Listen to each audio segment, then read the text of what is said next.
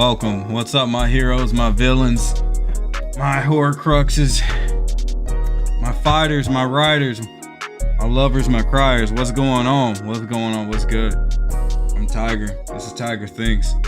We are discussing Jon Jones's alleged return today. I got a couple y'all in the chat. Do me a solid. Put a 1 in the chat if you can hear me fine and dandy. I'm turning the music down. Put a 1 in the chat. Just a number 1. All right.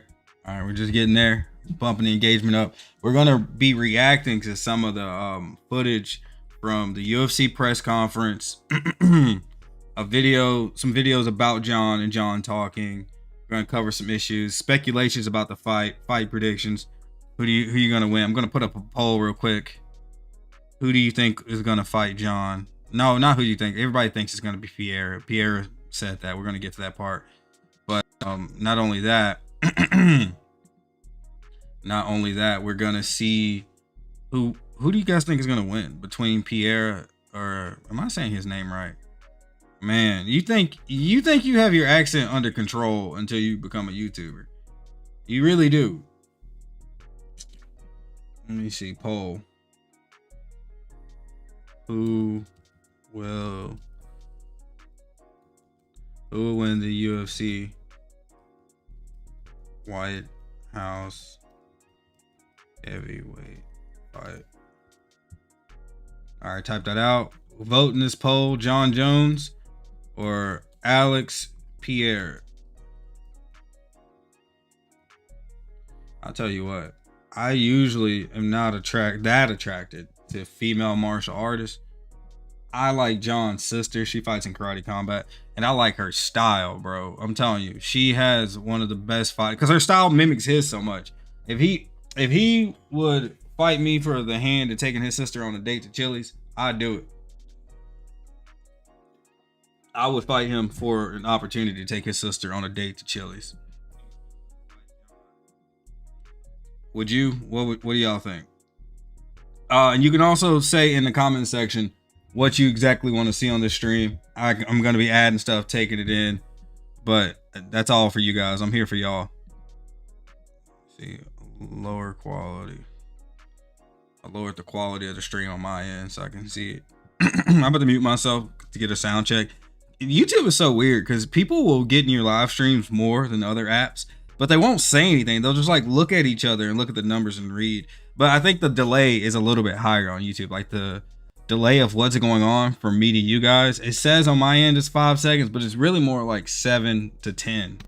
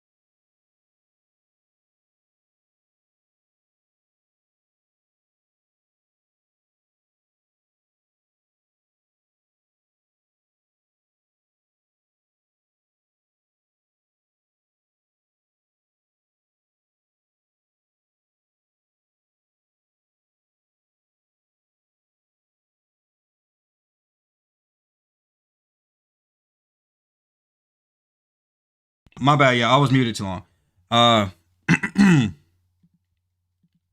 Here we have an article from Yahoo Sports. I'm gonna read it for everybody on stream, so that way you can just sit back and relax and enjoy yourselves. Gotta move a couple things around here or there. Chat, is that big enough for everybody? Can y'all see that? I don't have an ad blocker on. If you have any ad blockers, you should just let me know. So this right here, this says that Alex Pereira wants White House heavyweight super fight against Jon Jones following UFC 320 title win. All right, Las Vegas. Alex Pereira has reclaimed his throne, and he is looking beyond it. The legendary knockout artist added another defining chapter to his seemingly never-ending rise at UFC 320, finishing Magomedov Ankalaev with strikes just 80 seconds into the light heavyweight title rematch Saturday at T-Mobile Arena in Las Vegas. The fast and emphatic victory not only avenged Pereira's lone setback at 205, it also made the UFC's first two-time light heavyweight champion since Jon Jones. For Pereira, the win... Oh, wait. I'm reading about Pereira, but I think you guys want to hear about Jon specifically first. We can come back to this. Y'all just reminded me, because he was basically in the article saying he wants to fight Jon, but I see some of y'all slipping into the abyss and just leaving the stream. So let me see. Jon Jones return. That's his finish. The UFC put some good footage out too. All right. This video is too long. I'm going to show y'all what I'm looking at right now, but I'll probably pull something else up just to appease the masses and their desire for content. And I cannot wait to represent.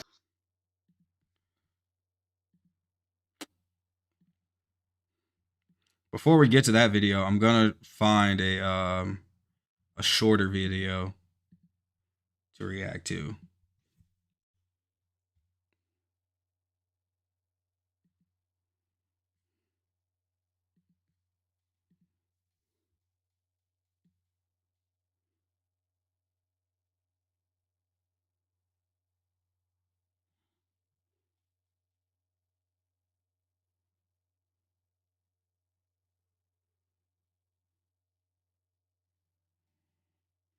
I'm gonna just pull up the UFC conference. That'll be better.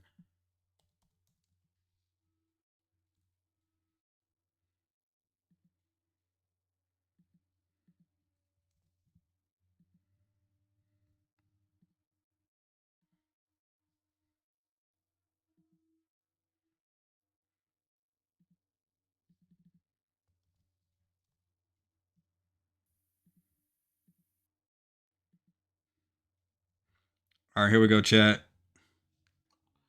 Playback speed, we're going to put that up at 110 or 1.10.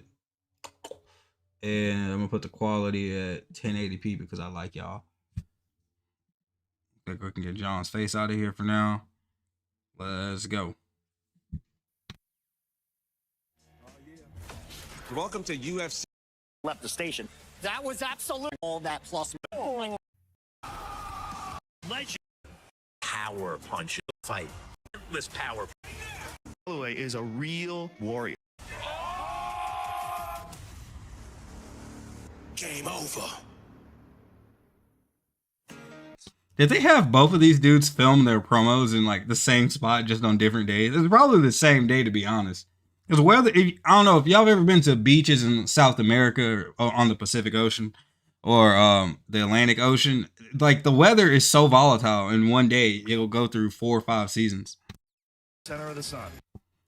And, I mean, Charles Oliveira and Max Holloway both look like what happens when you mix too many races of people in one person. Yeah, was that Max's voice? I could have sworn. Okay, chat, that's enough of this fight promo. I want to get to the actual press conference.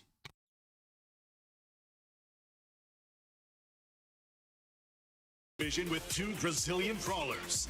Up first, riding a 3-fight win streak after beating Marvin Vettori in December. 11 of his 15 career his opponent, a man who Sorry, we're not about to watch the lesser known titles on the fight. Please welcome Drew Dober. He is one of the youngest fighters of the last half decade. He's tied for the second most knockouts in bantamweight history with 6. Looking to add to that tally, please welcome Boston's own Rob Font.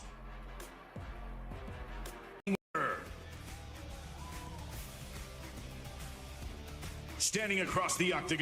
I wonder if any of these guys just hug Dana a little too long. I wonder if he's a true hugger. On a man who has already taken out some of the best in the middleweight division. It's probably why he likes signing Russian so much. He's won 14 of his last 15 fights and is looking to burst back into the middleweight title picture. Ladies and gentlemen, please welcome Chael, the Natural Ohio.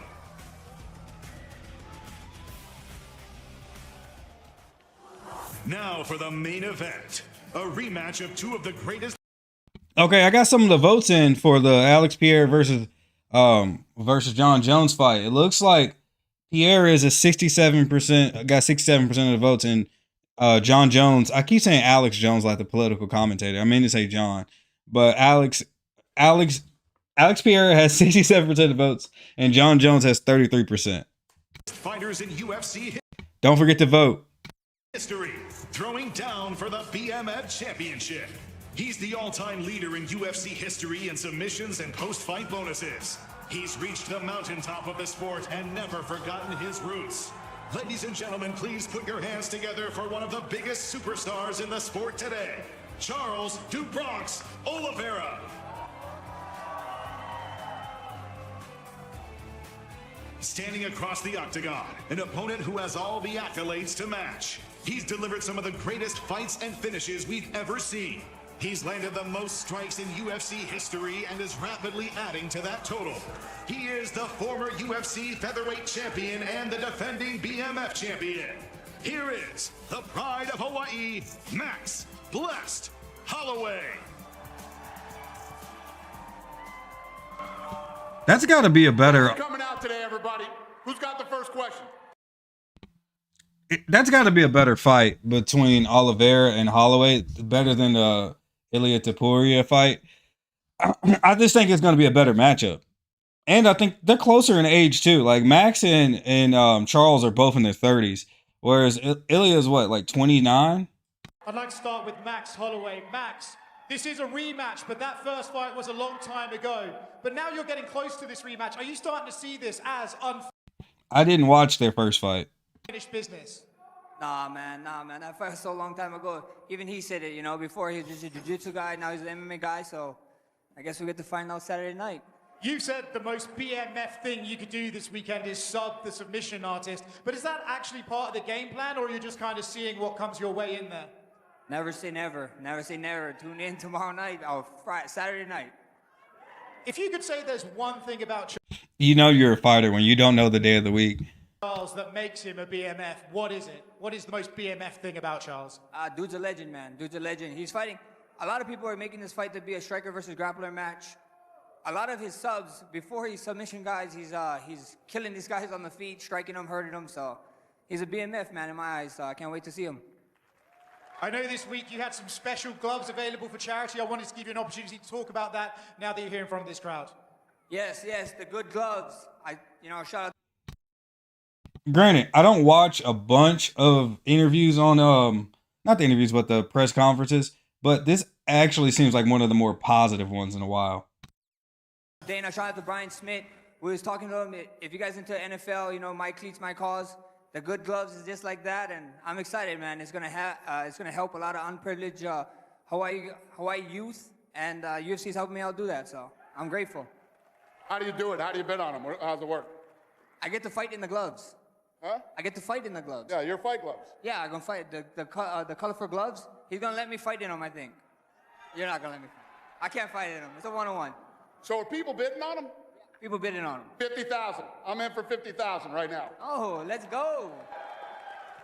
Who's got the next question? Question for Charles Oliveira. Charles, you have fought the best. Well, that was the great best of Dana in to this go in sport. 50K automatically. Where does this version of Max Holloway line up with the guys you've already fought? Charles, você lutou contra os melhores dos melhores nesse esporte. Onde que tá essa versão do Max Holloway? I completely forget that this dude does not speak English. Yo, but honestly, if I was from a country that wasn't native to speaking English and I made him English speaking money, I would learn English and not tell anybody, because Americans have got to be difficult and annoying in just every facet. Nos melhores. Não, com certeza. O Max é um gigante, é um dos grandes nomes. Vai ser uma grande luta. Eu tô pronto. When he talks, it just sounds like you're drunk and listening to techno before you knew what techno was. para lutar contra qualquer e com certeza vai ser uma grande honra lutar contra ele. For sure. Max, one of the legends, huge, very excited to fight a legend like him. It's going to be a great fight, and I'm very ready for that. He said the most BMF thing he could do is submit you. Does that mean the most BMF thing you could do is knock him out? Ele falou que a coisa mais BMF que ele podia. See, he understood it. He understood every sentence of that. He said, "Bro, where are you watching this press conference? Is it live?" No, man, it's not live. This is old. This is from a couple hours ago. I appreciate your comment, Knight. Vote in the poll if you could too. Podia fazer é finalizar o finalizador. A coisa mais BMF que você. By the way, this is a very hyphenated version of the conference. If you go and watch the reason you're better off watching it here with me, because we're getting to all the entertaining parts. Podia fazer é nocautear o nocauteador? Cara, na realidade, eu estou aqui para lutar. Eu posso nocautear, eu posso finalizar. Eu sou problema dessa divisão. Vai ser uma grande luta. Listen, I'm here to fight. I can finish. I can knock him out. Listen, I'm a problem in this division. It's going to be a great fight. Dana, I have a couple of questions for you. You have said you're announcing the White House card this week. When exactly this week can we expect that announcement? Saturday night. Yeah, okay. Saturday night stream. We got that settles it. We're gonna have a Saturday night stream. You guys be here. We can watch and react and look at some fight clips, maybe study some films, some technique, whatever you guys want, plus a lot of what I want. And the last one from me, some surprising news earlier today. Tom Aspinall was signed with Eddie Hearn as a manager. You obviously have some issues with Eddie. What did you think about that news and what do you make of that decision? We don't have any issues with Eddie. They can get whoever they want to represent him. Tito Ortiz used to represent people and we got it done. Who is Tito Ortiz represented that fared well after his representation? That's what I really want to know. Question for Rainier DeRitter, all the way in the back right here. At media yesterday, we asked Kyle Bahalia what he expects, and he said you'd be out of your mind not to shoot on him. He fully expects you to just shoot on him and try to submit him. So what is do you think that's just him talking, or what do you make of his comment? Well, chat, who do you think has better takedowns, Oliveira or Holloway? I'm going Oliveira. I will say that Max definitely does have pretty good takedown defense. Why the hate? Come on.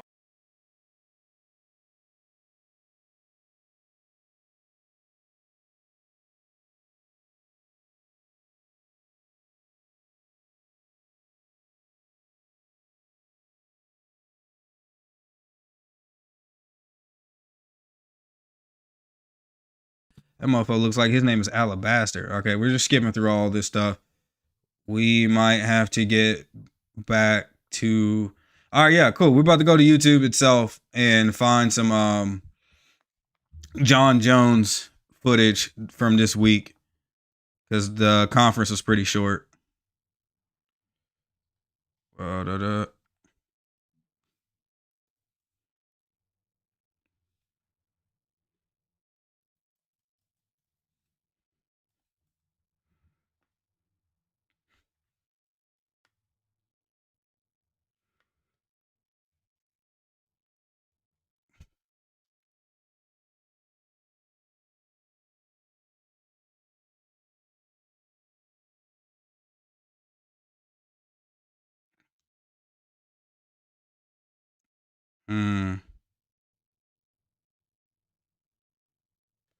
Is this No Scripts podcast? Do they have Jon Jones on there? I'm looking at different videos for us to react to, chat. Yeah, they got him on here. Okay, cool. This is what we're gonna react to. Shout out to No Scripts. Wait, this video has 1,000 likes and almost 1,000 dislikes. Okay, it's a real interview based off the comments. They just sounds like they're glazing him the whole interview, which a lot of people do when they're around fighters and people that they look up to. And at least because Jon Jones has this, villainous arc about him, you can actually truly love him. Like you can love him for who he is because he puts his unfavorable personality traits out there. Oh yeah, by the way, guys, I got YouTube Premium, so if you're watching stuff that I'm watching, we don't have to suffer through commercials. And if you want to see something specific, just put it in the chat. And if a lot of you said too many things at the same time, we'll just have a vote. Or I'll just pick my favorites. We do nepotism over here. Put the quality up. Wow, we can watch this in fucking 4K. All right, this is a Jon Jones interview with No Scripts podcast from 3 months ago, which in, people say dog years, but in Jon Jones years, 3 months is like 1 day because Jon Jones is very slow pacing outside of the ring. Needed the goat of all goats, the baddest man on the planet. We have the Jon Jones here in honor, my brother. Bones. Thank you for taking the time for me. Dude, it's a pleasure, dude. Thank you, John. I'm a big fan of you, dude. Everything you got. Huge fan of you. Your jewelry and Young LA is just. You're just a walking entrepreneur and your cartoon and everything. I'm grateful to be a part of your podcast. Thank you. Maybe once I sell the cartoon, I can get you a part on there. You can be a voice for me. You gotta have one black guy on there. We do have the designated hitter for sure. You gotta have a token. We do, man. So that's how we know each other. Initially was Young LA. Yep. And I think out of anyone on the team, I feel like I really do understand you. Your past, I'm moving who you are, what you've been through, and who you've come from, and I respect you. My bad, I should have had it muted. Hey, I'm moving it around for you guys. 1 second. We have great times on set. We do have the best times. Yeah, dude, your creative mind with the skits.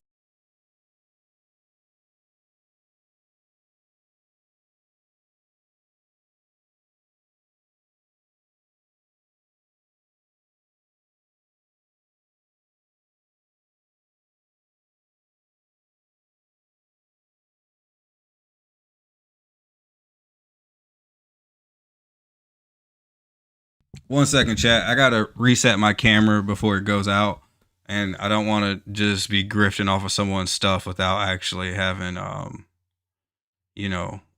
proper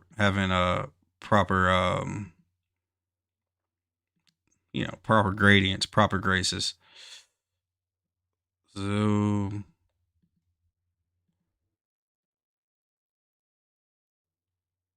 Frame check.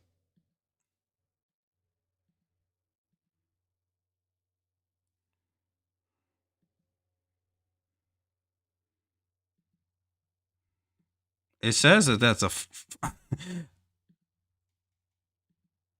Hold up. Let me delete that.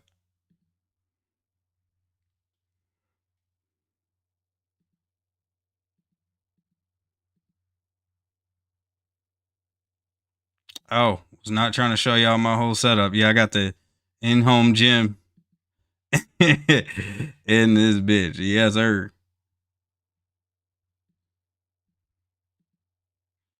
Recenter mask, feathering. That's why I need to take off none. Okay, that star looks fruity. Let's put it on the rectangle. Got it.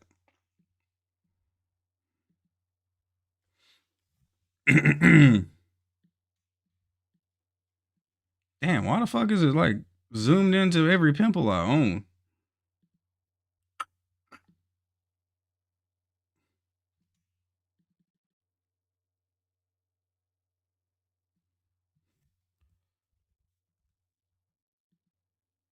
All right, that should be good. That should be pretty good, chat.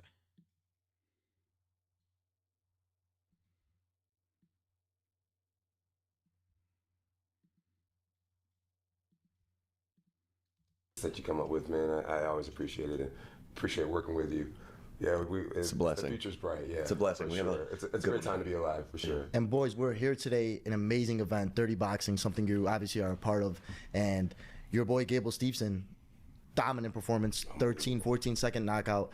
This guy is a legit guy. I mean, Olympic gold medalist. Mm-hmm. We've seen him now. You kind of took him under your wing. You brought him with your camp. And this is a guy that could be a champion, I think, very soon. And me and Giordani talked about him on the pod. I think there's guys right now in the UFC in the top 15 that he could go in there and just absolutely destroy. I agree.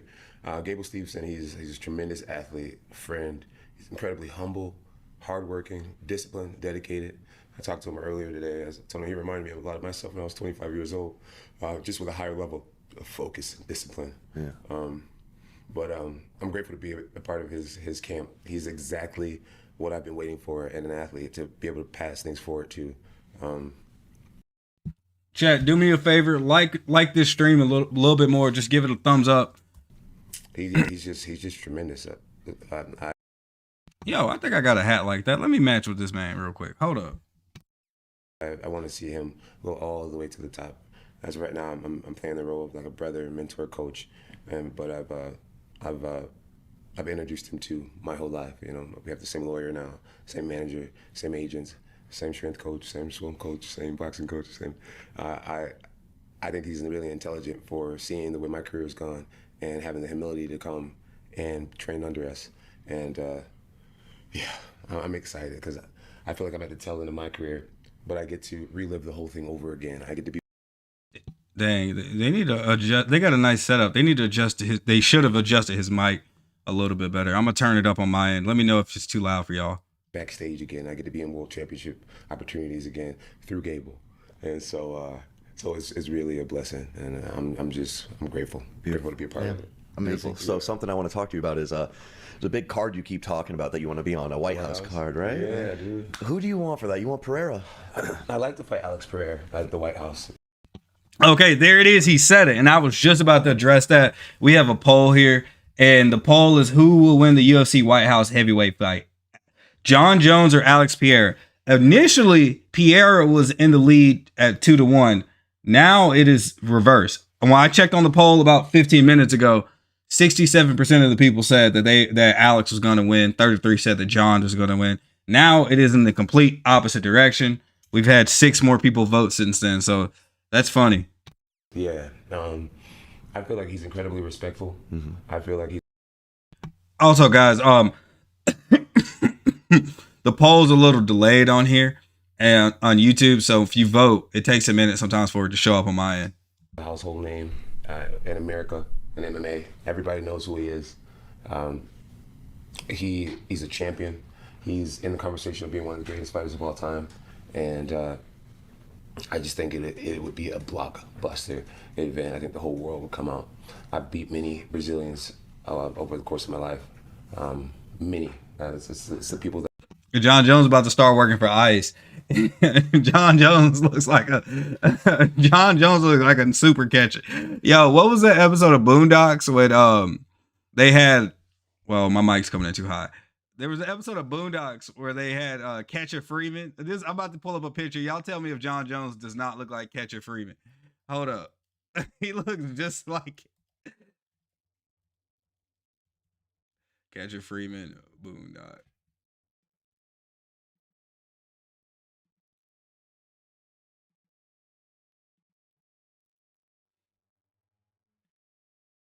Okay, maybe I'm tripping. Hold up. I'm going to pull the clip up and then I'm going to see if YouTube will let us play it. Catcher Freeman.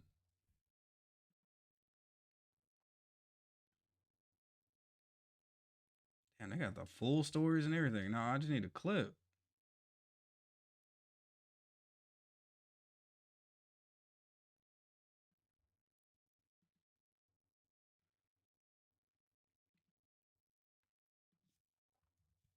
Hold up. I like this. I like this part of the stream. Let's see. Browser. Gotta add a new one.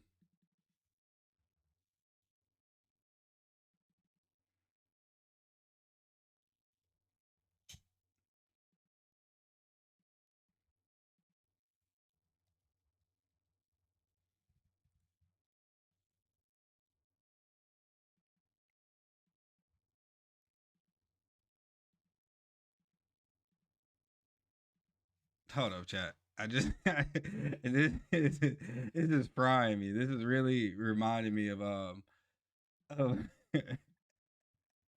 Jon Jones is really reminding me of this. Maybe I'm just childish.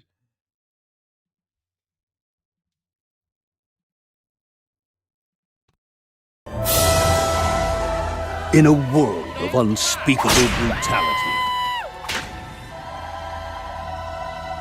freedom had a name, and that name was Freeman.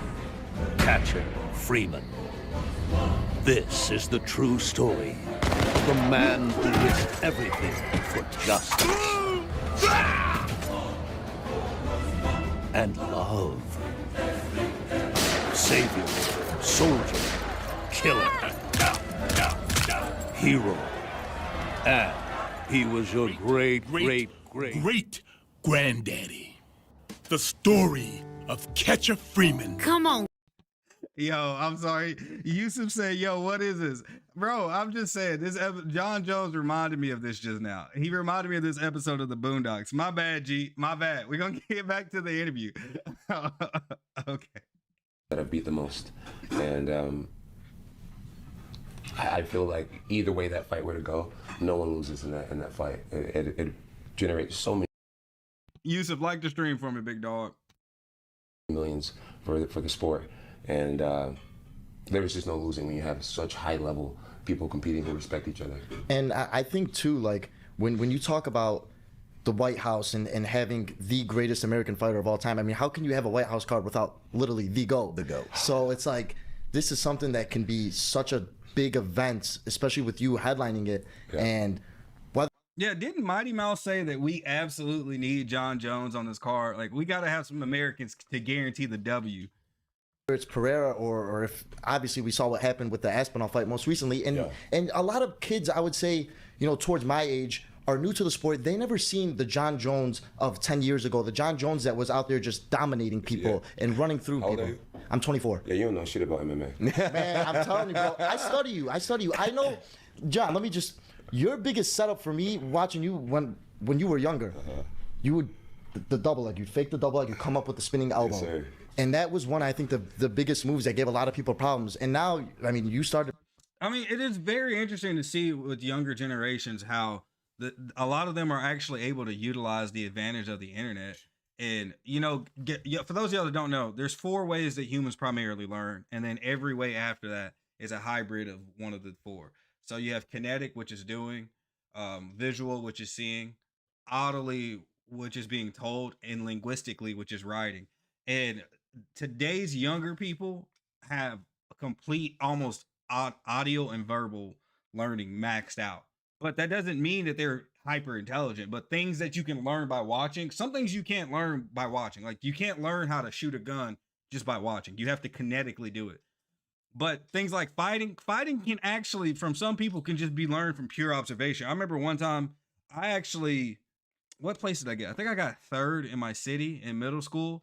And in the finals, I did a ball and chain. I had never done a ball and chain before. My coach did it to me one time in practice. And like 2-3 days later, I did it in the finals match against a guy that I had faced like 4 times throughout the season. So I think against him at that point, I was like 2-2. And that made me 3-5 against him. Perfecting your spinning back kick. You did it at my boy Aiden Ross right before your last fight. You guys were live streaming. Awesome. And then, bro, you finish it with that. Now, when you look at... And the spinning back kick is such an unorthodox move because as humans, we read facial... There's 42 muscles in the face, 42 or 43. And a lot of them are called depressors or depressi. Actually being able to control your facial expressions is an advantage in a fight. Because that's why spinning back moves in general are so hard, because you're not telegraphing in your face because there's no muscles to read the facial expression in the back of the head. Somebody gonna call me crazy. Whatever, bro. Whatever floats your boat. People talking shit online and of like, oh, he's ducking this guy or he's dodging this guy. They haven't seen the work that you've done in the past and how dominant you've been. Yeah. We know you're not ducking this guy. I mean, talk to me about what you saw in his fight with Gane. I mean, because Gane looked like he was controlling the fight. Once Cyril gone? Yeah.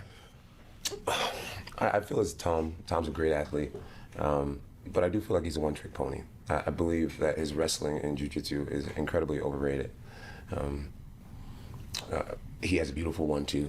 Mm-hmm. Oh, John just talking smack. That 1-2 is pretty good. That 1-2 is pretty damn good. He's probably going to, I haven't watched this yet, but I guarantee he's going to say he has footwork because Tom has crazy footwork for someone that damn big. I got to learn a lot about his patterns in his last fight. Tom Aspinall has the footwork of Shaq when Shaq was early in the NBA, and Shaq has incredible footwork for someone that damn big. Beautiful 1-2. That's really about it. That's the one thing that he's setting up real nice. He couldn't touch Cyril Gane at all. That's the way I felt. I felt like Gane was just getting warmed up. Gane's hands was down. He was shaking his shoulders, bouncing around. He was touching him. He was touching him. That jab, he busted him open. He was so comfortable. I think Tom was looking for a way out, and he took it. He needs to change his game plan. Man, Tom, when Tom gets hurt, it's like he's like immediately incapacitated. Mm-hmm. Immediately. He shut down. It's like He poked my eye, and then he's like, immediately, there's no like... He never tried to look. It was rag on the eye immediately. Dude, I would have been the silliest looking cat on national TV, just... Trying. He didn't try. Trying. He didn't try. Same thing with Curtis Blaze. When he hurt his knee, there was no limping, there was no trying to get up. It was just like immediately... Yep. Oh, burn my village, I can't go on. Like, He doesn't have the dog in him. Yeah. And John's saying that facetiously and unfairly because John's typically bigger than everybody he fights. And that's not the same thing for Tom. Tom's like the same size or a little bit smaller than most of the people he fought. So yeah, it's easy to say that a light heavyweight's opinion on a heavyweight is gonna have too much unfairness in it. That's just not a fair thing to say. But you know, you're trying to sell a fight, so you gotta talk some shit. That killer be killed. Immediately quits. Yeah. Chat, I'm gonna put up a new I'm gonna put up a new poll. And you know what's funny that John is saying that about Tom? John is saying that about Tom because he has a wrestling background. And when I was growing up, I saw it all the time. I remember this guy, his name was Chucky. His dad owned the Sonic in my town. And his dad said that about me. He was like, you don't fight enough. As soon as you're so used to winning and doing all this and that, as soon as someone gets an advantage of you, you don't fight hard enough. So you're gonna hear that if you've been in the wrestling community a lot. That's why one of the reasons wrestlers are so tough. Tapped out with an ankle. So not only is John's opinion coming from a light heavyweight critiquing a heavyweight, it's an opinion from a wrestler critiquing anybody. Because to most people that aren't wrestlers don't come off tough to wrestlers. Lock. There was no trying to fight his hands. There were no trying. He immediately quit. You see the pattern of it. Immediately. Yeah. And I noticed the profile pic change, and then you had some on your horse too, similar. Yeah. What's with that? I'm just having fun. You having fun with the eye patches? I'm having fun with it. Yeah. Okay. It's like, you know, he had at it with me. He had a long time coming at me. So it's to keep the fans engaged. Of course. And it's just to keep things fun. And you talk about a lot about, you know, you're still writing your story. Mm-hmm. Does the perfect story end? Okay, a couple of y'all just voted on this poll. I'm gonna end this poll, and let's see, it's 12:12. I'm gonna leave it up for 3 more minutes. I'm gonna set up the new poll.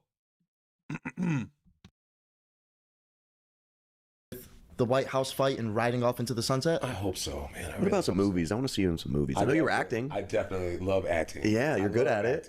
You know what? I do feel like a little bit of a natural at it. Maybe I'm not. It's funny too. One of my best coaches, he's NCAA he's an NCAA Hall of Famer. Both of his sons are too. And he said all champion athletes are good actors. And back when I was in school, they were changing the rules on what's in and what's out of bounds for a takedown. So my coach told us, hey, pretend the refs are stupid. If you get a takedown on the edge, look at the ref with confidence as if you know you scored a point.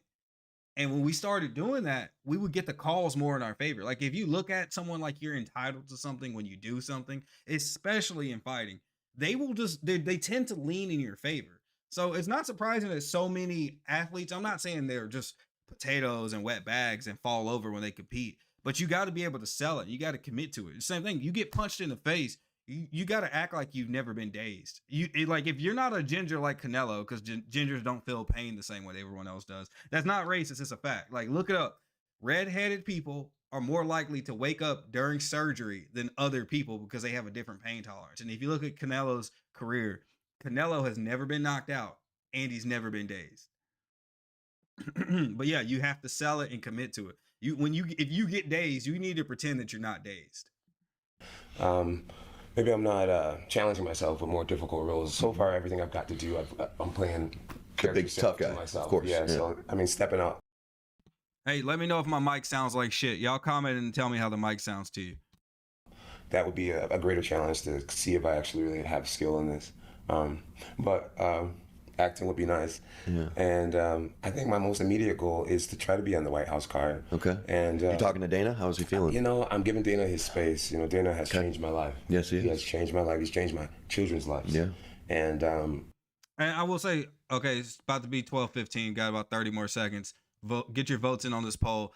John has navigated. I was wrong. It's 12:15 now. I'm about to change the poll. John has navigated the difficultness of having a business relationship with Dana White better than anyone else. The only person I would say managed it better was McGregor. because you kind of have to give him pushback and be assertive and set your boundaries, but at the same time, understand who the pimp and who the hoe is.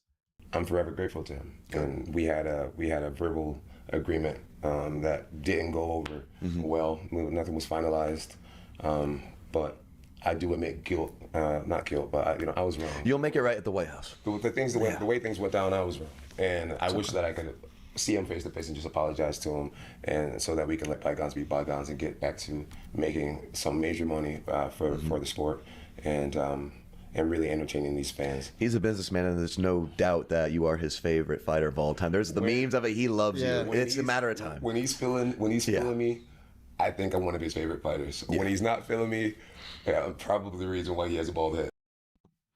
Okay, the last poll results are in. Who will win in the UFC White House heavyweight fight? Jon Jones or Alex Pereira? Jon Jones won with an overall of 62%. Pereira 38%. Back to the show. Yeah, that's probably why you are something I want to talk about too. I want to shout out your manager, Abe. You're a very loyal man, and thanks to Abe as well for bringing this all together. But I have a lot of love and respect for Abe. Yeah, Ibrahim, the Habibis, one of the top managers in the fight game. And and we seen you. I don't know if it was his family or something, but I seen you at some weddings. Everybody's dancing, getting down. That was a Palestinian wedding. Yes, I love that. Yeah, I'm Palestinian, so Habibi, for sure. Yes, it's not just Abraham. There's Malky, and there's Primo. There's Little Monkey. The first round management team is extraordinary. Yeah. Young men and women, ambitious, hungry. They're all sharks. Yeah. Every single one of them are sharks. I'm grateful to be a part of it. I was one of their first clients, and I've been with them since day one. They've been with me through thick and thin. There's nothing these guys can't handle. In sports and in life. I think you're the great balance of a human. I think you have such high highs. It's the balance of life. You're gonna have low lows. I think you've balanced it well in your life. Thank you. Well, having guys like the Kawas, just consistent friends, whether I'm the coolest guy on the internet or a piece of shit that year. Consistent brotherhood, and that helps for sure. Something I wanted to mention as well is Zayd and I called up Young LA. I called up Gary and Robbie, and I'm getting the information from Abe. But you started a foundation for your brother. Yeah. I actually have not yet. You're going to. But there are quite a few friends that we are in the works of getting something set up for them. I would love to know that, because we all came together and we want to donate $15,000 to your brother's on charity. behalf of our podcast. It's an honor. Yeah. That is awesome. Yeah. That is awesome. We'd love to contribute. Just to show love and respect. Rest in peace to John's brother. Yeah, the fighting community really needs to keep this honorific of just taking care of our own, not being afraid of our own, nurturing each other, lending a hand out, saying it's okay to have some vulnerability somewhere, and that somewhere can especially be for loved ones and lost ones. Your family is one of a kind. To have two brothers like you had, and to see what they did, and then you. That is some your dad. Let's give your dad a round of applause. And he's got some super semen. Arthur's dad.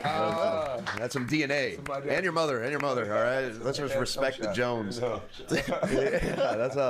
That's funny. I'd like to bottle some up, maybe for my kids. If that's okay. Get you a little vial. Thank you. That's hilarious. I apprate that. Yeah. My dad's a great dude. He's a great dude. I love him hard so man. much. He made you hard, dude. He's one of the youngest guys that I know. He's just a good, genuine human being, and he's just, I can go on and on about him, but he made me who I am. He installed a lot of faith, hard work, and was always there for my mom. Just a real man, real man. I'm so honored to be his son. Yeah, for sure. Beautiful. Yeah, he did a good job, me and my brothers, for sure. It's beautiful. Amazing. Now, John, I wanted to ask you, guys. Of course, brother. Anytime, bro. I wanted to ask you about. Obviously, you're probably looking at one or two more fights, whatever you think of riding off into the sunset. But early on in your career to now, is there anyone that you ever wanted to fight that maybe just the timing wasn't right, or any timeline? If there's someone you could fight, I'll tell you guys a story. Yeah. I ended up getting in trouble and not being able to fight against Anthony Rumble Johnson. No way. Rumble, and rest in peace, Rumble. He was a he was specimen. He was so respectful. Superman, just amazing power. He was one of the scariest, most respectful people ever. I really missed out on that one, not being able to share the ring with such a human being. At the same time, somewhere in my heart, I was glad that I got in trouble. Oh, I love it. I love that you're so honest and real about it. Baddest man in the world. He's like, you know what? It's all good. He was a scary cat. Yeah, I think I believe in the power of manifestation and controlling your words.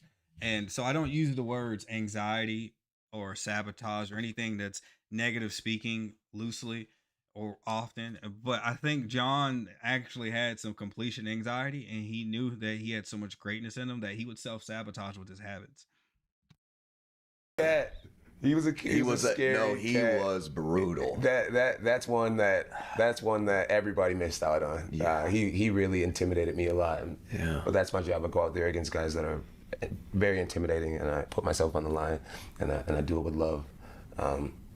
But yeah, man, jeez, that was sucks I didn't get to share the ring with him. Yeah, that's the fight I missed out on. How's the promoter role been for you? I mean, we've seen Conor McGregor with BKFC stand in the middle. You were in between the face-offs, getting in it. Did it fire you up, or how was it? I love it because MMA has completely changed my life. Mm-hmm. You know, I never thought that I'd be recognizable around the world. I never thought that I could live the way I live and have the financial freedom. It changed my life, and I'm forever grateful. And I'm grateful to each fan. People who don't like me, people do like me. I'm so grateful to each fan. And Dirty Boxing has given me the opportunity to give back to the sport that I love. I try like my interactions with the fans, I genuinely try to give people the most warm and welcoming and loving. Chad, I'm gonna add some subtitles to this for you. Feeling that I could give to people, because I feel like human beings we need love. Mm-hmm. We need each other. We're social creatures. Very social creatures. Yeah, we are. Hey, and shout out to Jon's wife, because whenever people talk about I see the comment, YouTube, whoever just commented, YouTube took that down. I don't know what you said, but if it's not politically correct enough, YouTube will take it down before I can do anything about it. But I like how when people make fun of their marriage situation or whatever that was going on in their relationship, they both lean into it. They don't shy away from it. We're designed to be together, and sometimes people just need a little silliness, a little punch in the shoulder, or like just to lighten up their day. And so I do my job with Dirty Boxing with a lot of love. In my mind, it's my house party, and everybody's there, and I want everybody to feel so welcome. I love that. And yeah, so I love it. I'm grateful to the Cowell family again for being one of the first people to give me a piece of something to make me a part owner. And I'm going to show them that their investment was brilliant. Oh, I think they are. Okay, everybody in their comment section was saying that these dudes were glazing Jon. Let me back out so y'all can see some of it. If it's not, I don't think it's letting me scroll. Oh no, I'll read them in a second. But I just gotta say that's a part of the whatever generation the younger 20-year-olds are. Like, all the dudes sound a little fruity. I'm not even trying to critique them, like, because the way they're talking to Jon Jones is the way that when you know a girl's gonna hook up with you after the party, that's the way they're talking to him. Like, I love the way you do that. Oh, you're so brilliant. You're so smart. I already know that, but you are going to continue to. Now, I don't want to take too much more of your time because I kind of want to go out with you in Nashville and go explore this city. Yeah, let's do that. Top skate. Wait, are these dudes in my city? They probably went. They're probably from like Franklin or Brentwood. I don't know. That's crazy. I didn't even know this podcast was in Nashville. Is it impromptu? What the West? Okay, so I can actually see the background where these guys are. They're in Midtown, which is pretty much the most expensive part of Nashville. That is, or one of the most expensive parts. That's basically the Brickell in Miami. That's the Brickell of Nashville. You rarely find locals over there. I'm a local, so yeah, of course. Gave us one box for you to open up, Mike, if you want to bring that box. Sweet, there should be like 4 or 5 autographs in there. We're hoping to pull a Jones. Okay, all right. With you. Pull a So Jon Jones would be we would like to rip these with you. You have better. Yeah, we'll both do it. Let's do it, all of us. All right. Come sit with me, Bubba. Don't be scared. I'm coming. We pull a Jones. I could maybe open this. Big ass finger, dude. That's why. I have no idea what they're opening.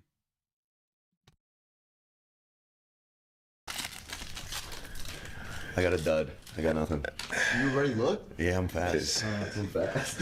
That's your fast.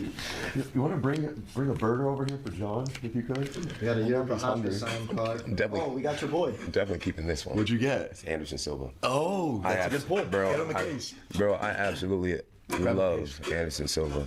Is that your favorite fighter? You know, I don't believe that we should idolize each other as human beings. I agree with that, actually. But I respect this man tremendously. The Spider.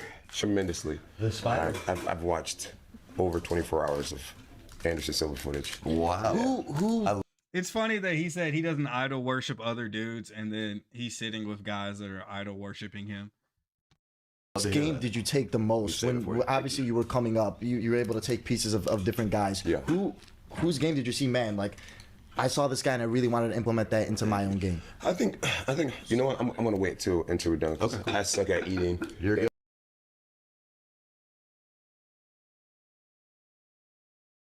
Hold up, guys. It's coming back up. I had to put it so I could scroll down and read comments for you. That should have done it. Ever. I really miss your social creature. Look? Yeah, I'm fast. I'm fast. That's your Silva. I'm a messy eater.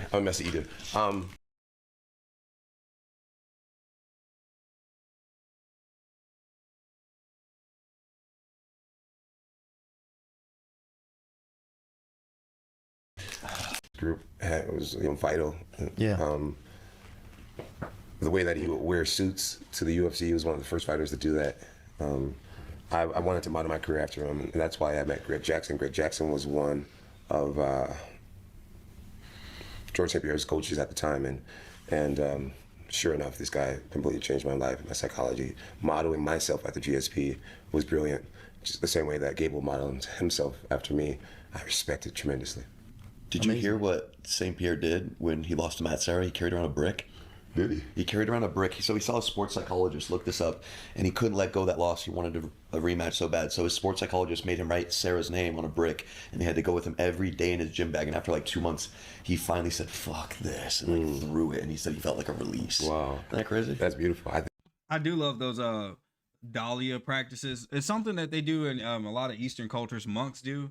Is they'll create dahlias and then have to just destroy them and get rid of them. And sometimes it takes them months or years. And it's to practice what's it called? Not only oneness, but it's to practice the art of letting go and unattachment. That's what it is. So they'll construct these magnificent pieces of architecture, and just shows you like a insight of structural engineering or fabrication. And then they're like, okay, I'm gonna break it now.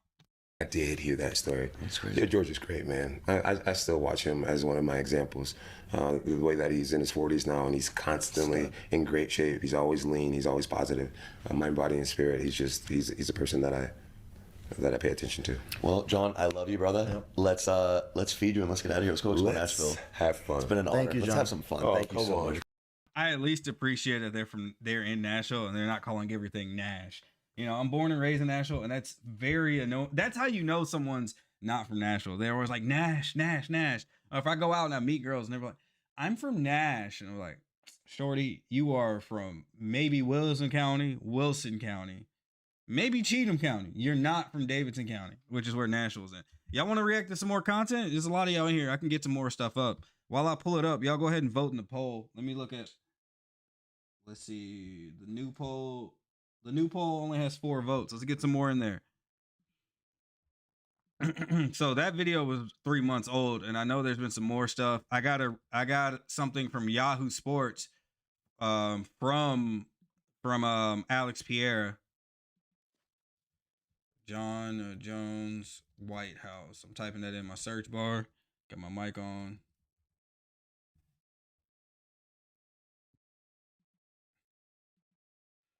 Okay, Uncle Chael, you give good commentary. We're gonna get your video in here.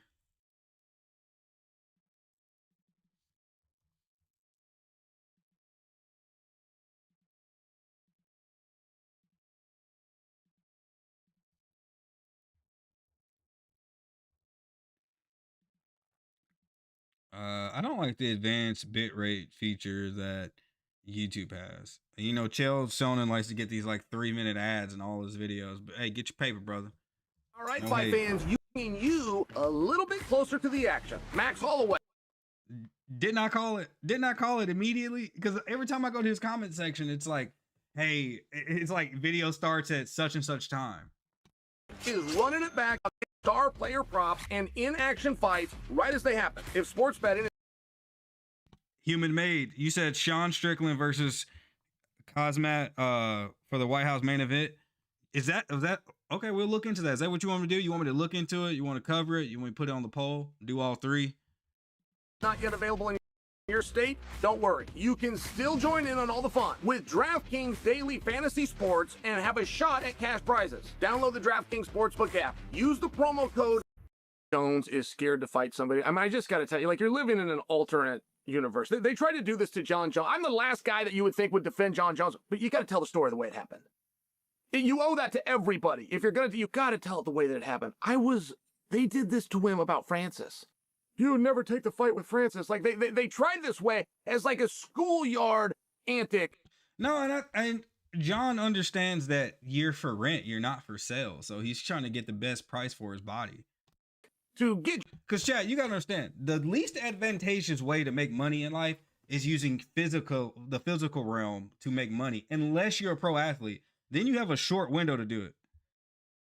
Oh, you said who you got? Wanted your prediction on if the fight was gonna happen. Sean Strickland versus Kazmat. Yo, I'll say this. I'll say this about Sean.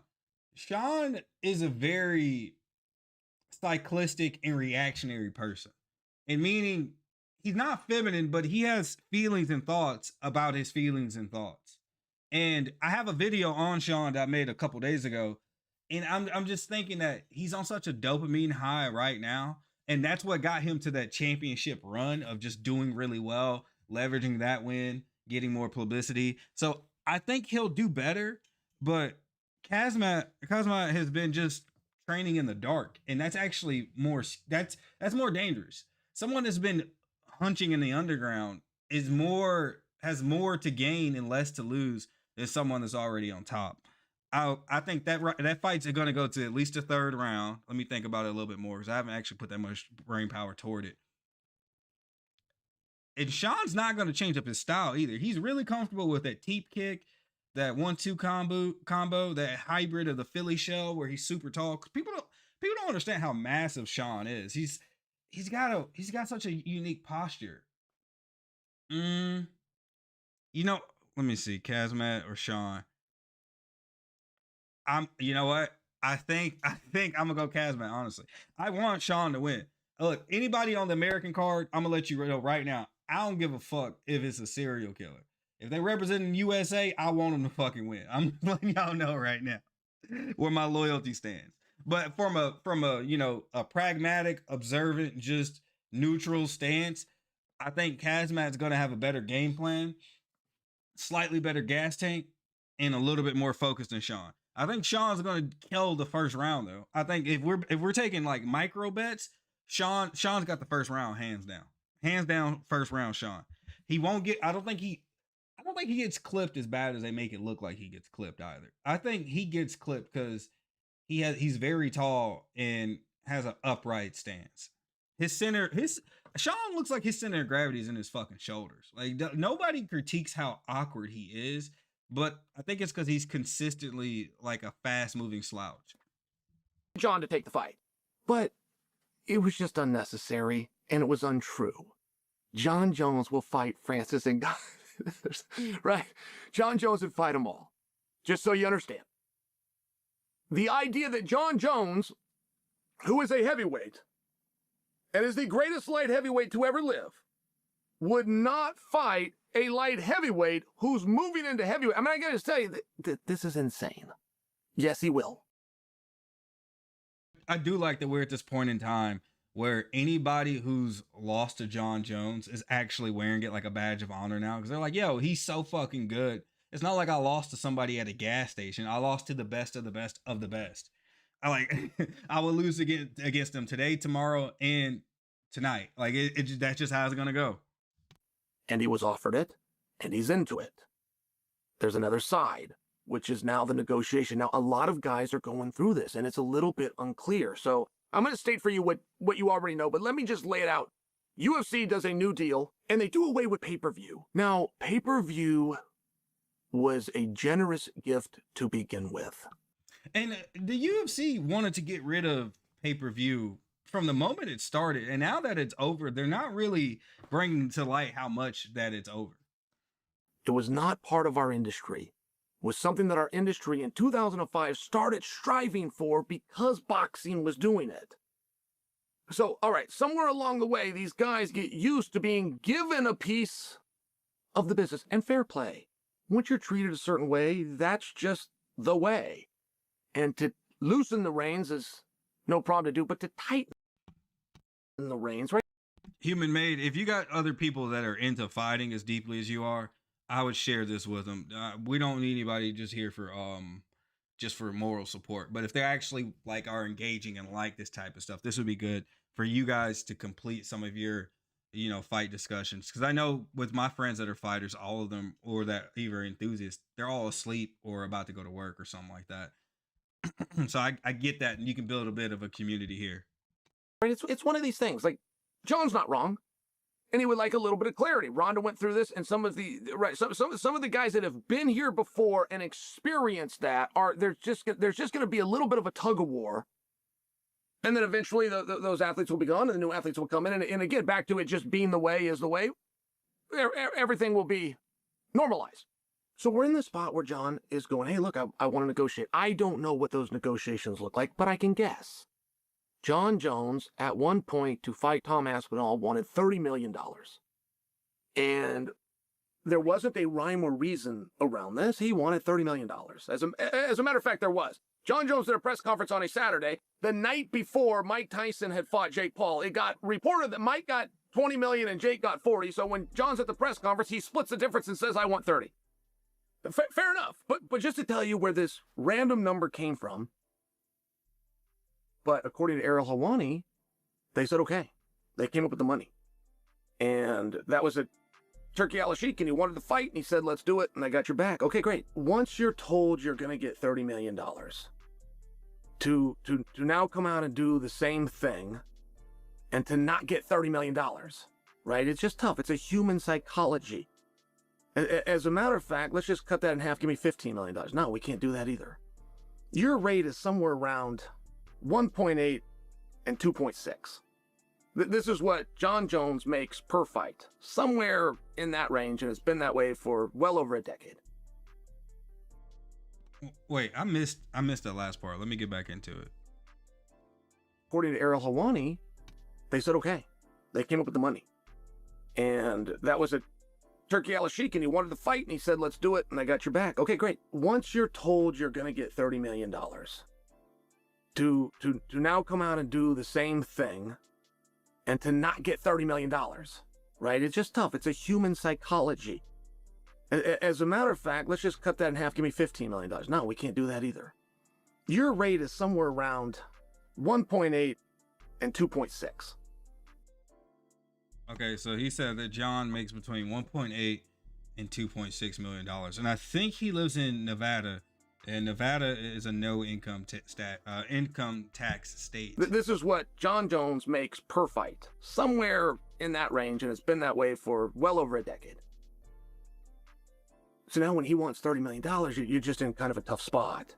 So when he's talking about he's in a negotiation, I can tell you that he was offered Pereira. I'll also tell you he'll fight Pereira. I'll also tell you he is getting himself mentally ready to fight Alex Pereira, but he does have this negotiation, and I don't actually know what it looks like. But I'll bet you that I'm pretty close. I'll bet you that I'm pretty close on that. Hey, I was told I could get $30 million, and you agreed to that, and now you're bringing me back here, and we don't really have the pay-per-view, but what are we doing?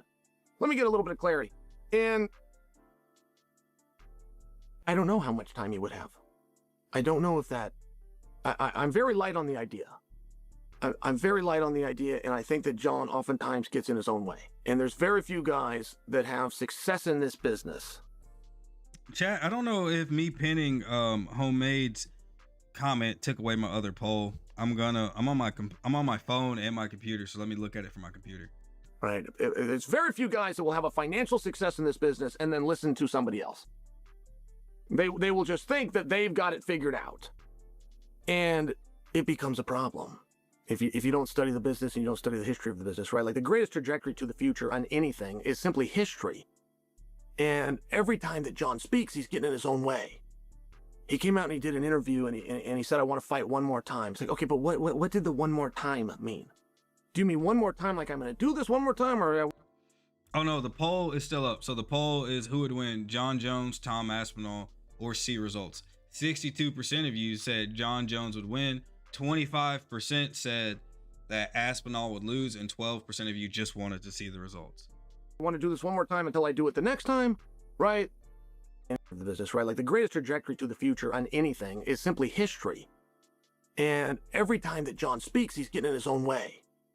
He came out and he did an interview and he said, I want to fight one more time. It's like, okay, but what did the one more time mean? Do you mean one more time like I'm going to do this one more time, or I want to do this one more time until I do it the next time, right? I don't know, but it's very problematic. Like to make believe that you're going to get a retirement fight. Like who? Right, if we're using history, you're going to get a retirement fight. Like who? And you want your biggest payday on your way out the door. So we're going to promote you and build you to then shelf you? I'm just sharing, like...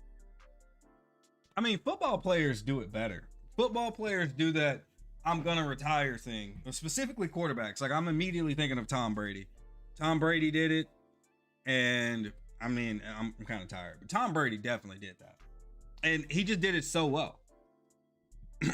If you just kind of follow the business a little bit, you would know to not say those things. I mean, the greatest thing that Jon can do is come out and lay out a roadmap and sell it. I'm going to take on Pierre, and I'm going to take him on in the White House. In the meanwhile, Tom's going to get his eye better. Surreal, I'm taking your spot away. You were told that you're going to get Tom. That's because I wasn't back. Daddy's back. You didn't make it 4 minutes with me. Tom, I'll see you soon. Boom. We're having a totally different conversation. We're having a totally different thing to look forward to. But the Jon Jones thing is real. That is at play. And that is now to the point in Jon's mind that it's now up to the UFC. Whatever number he said or whatever came up in that negotiation, Jon is done. He has made his presentation, whatever that is. He has turned that over to the UFC. This I'm confirming for you. I'm sharing inside information with you. He has turned that over to the UFC, so it is, at least in theory, up to them. I'm light on it. I think that they would like it. I believe it's going to be Alex versus Surreal. That's what I believe. But the information that you're told by Jon, that he would like to be there, he's willing to be there, he will fight Alex Pereira or fight anybody else that they want, is true. Jon Jones does mean that.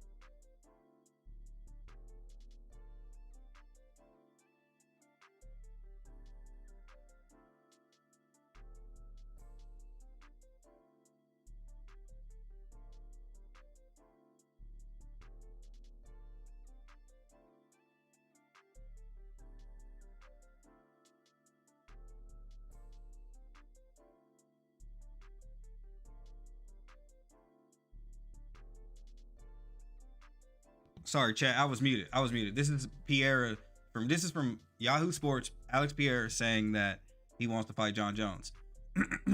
and the ideal challenge Pereira has in mind comes from a former recently retired all-time great. All I want is a super fight at heavyweight, Pereira said.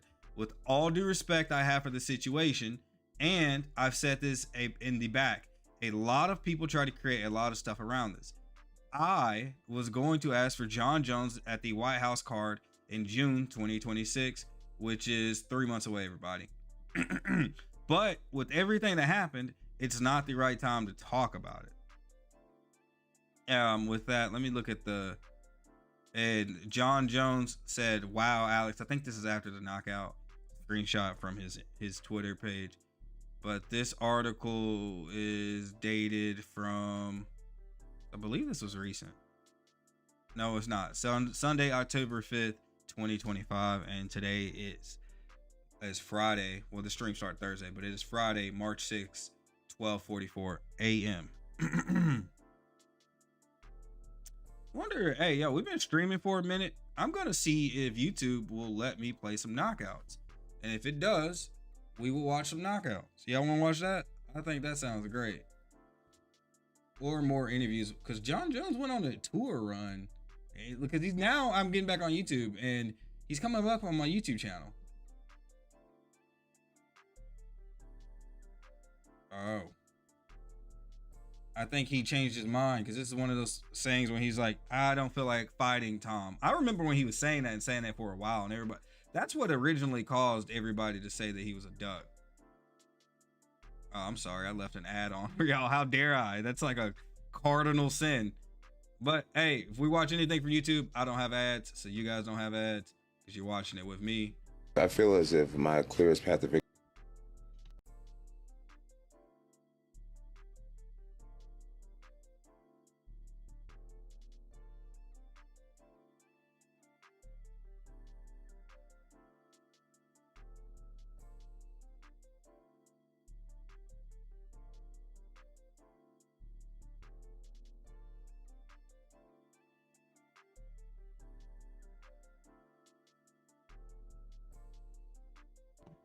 Dang, I was muted again. Anyway, I don't have ads.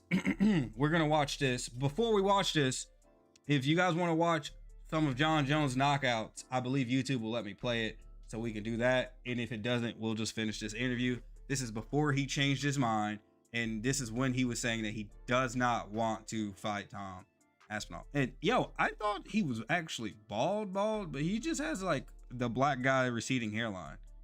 That's interesting. Interesting. And like I said, I have YouTube Premium, so if you guys want me to play something, we can watch it here, no ads. You can comment whatever you want. Jon Jones knockouts. Oh, chat. Last week I was showing one of my girls, I was showing her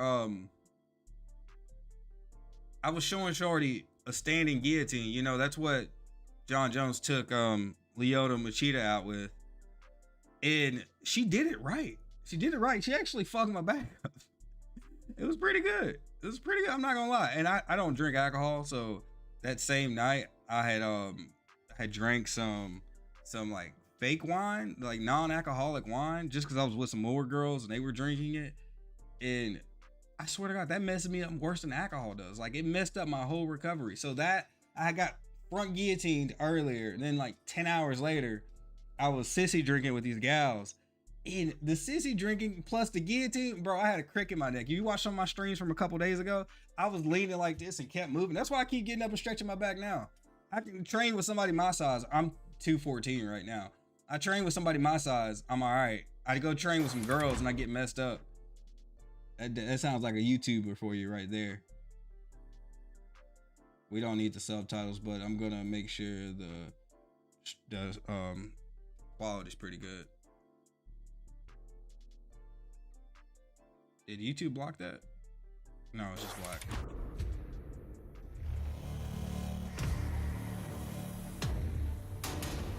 This is a bad position for Alex. He's got to scramble out of here. Oh, big shots. Big shots by Jon Jones. When was he out? I rewinded. This is a he looked pretty out from before the knockout was actually called. Let's see. Bad position for Alex. He's got to scramble out of here. Oh, big shots. Big shots by Jon Jones. In a world of trouble here. Gustafson's in trouble. That's Jon it. Jones has regained the throne. Wow. 1, 2, 3, 4. Big shots by Jon Jones.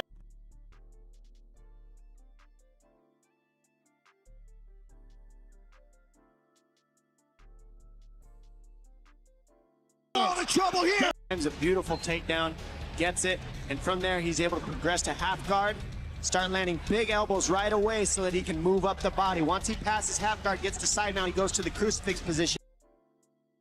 Lands some huge elbows. This forces Alex to try to belly out. Jon then goes to the half Nelson, as you see here, to try to keep Alex from bellying out. Then he's able to throw that left hook in and keep Alex bellied out to where he can just start unloading big punches, right? Took every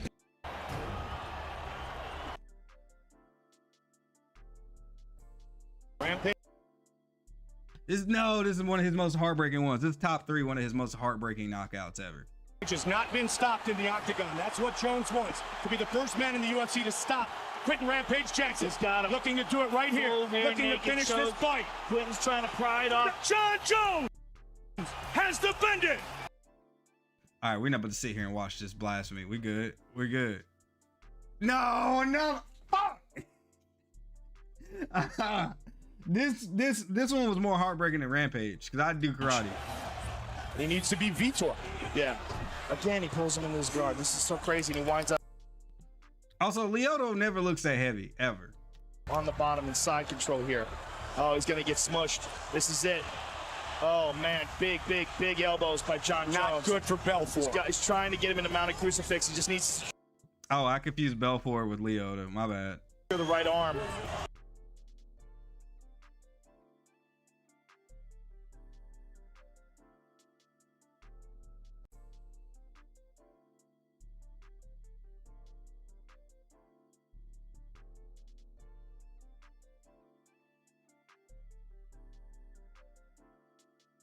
I had to get my glasses. I'm back.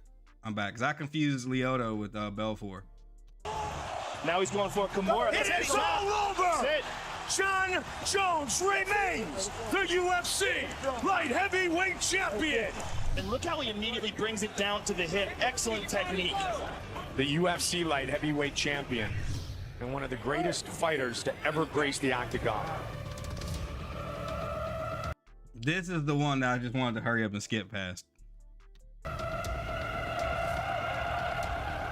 Jones with a huge elbow has changed the momentum of this fight drastically here in the second. And to be fair, this is a young Jon and an old Lyoto. Round. And he did that when he used his wrestling. Oh! Again they battle in another big knee. 45 seconds on the clock in the second. He's got a choke. Trying to choke him out and finish the fight here. Lyoto's in trouble. Trying to finish this fight. Why the fuck did I just show one of my shorties this move? She does not need to know how to do that. Jon Jones remains the UFC light heavyweight champion. Look at that standing guillotine. Okay, we get it. It's over. It's over. Let's watch another one. Jones with a left hand. That one hurt him. That one opened him. Brutal elbow. Big elbow. Trying to finish this fight. Chat, do me a favor. Heart up the stream. You can heart it on the side, and then you can actually X out the live chat and thumbs up the video itself so that other people can watch this too. Shogun's badly hurt, Mike. Jon Jones looking to finish Shogun. Vicious knee to the body and an uppercut. I was muted, but my jaw just popped. I don't know if y'all didn't hear because I was muted, but that's from fighting too. Hey guys, comment your permanent fight injuries. I know every man in here has a injury from when he fought back in the day that just stuck with him for life. Jones to the body. And it is all over! Jon Jones, youngest champion in UFC history! Shogun is just... Damn, chat, this has been a pretty good stream. I like this stream a lot. It's been a doozy. Hey, if you guys, I know you liked it because you're here, but if you want to see more, check out my video of I got a video I made on Sean Strickland a couple days ago, and feel free to make requests. Tell me what you want me to cover more, what you want to see more. Who do you think is going to win in the Jon Jones White House fight? Alex Pereira. Who do you think is going to get it? Do you hope that Tom Aspinall heals in time? Maybe he just has. I mean, he's over there in the UK. Everybody's talking about how slow he's healing. I mean, the old boy don't got that much sunlight. They got like 2 days of vitamin D in the whole United Kingdom. Anyway, I'm Tiger. I appreciate y'all. Peace. When I fuck you from the back, but I wanna see your face. When I'm seeing face in the wild, man, I think I'm When I fuck you from the back, but I wanna see your face.